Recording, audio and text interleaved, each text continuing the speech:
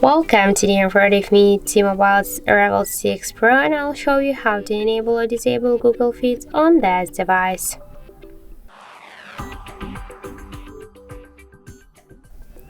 So first we can see that the Google Discover is activated. If you want to turn it off, we should hold for a while our device screen and then tap here to home settings.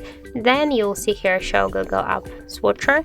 Just click once on the switcher to turn it off, and now when we can see that when we swipe with our finger to the right side, Google Discover turned off successfully.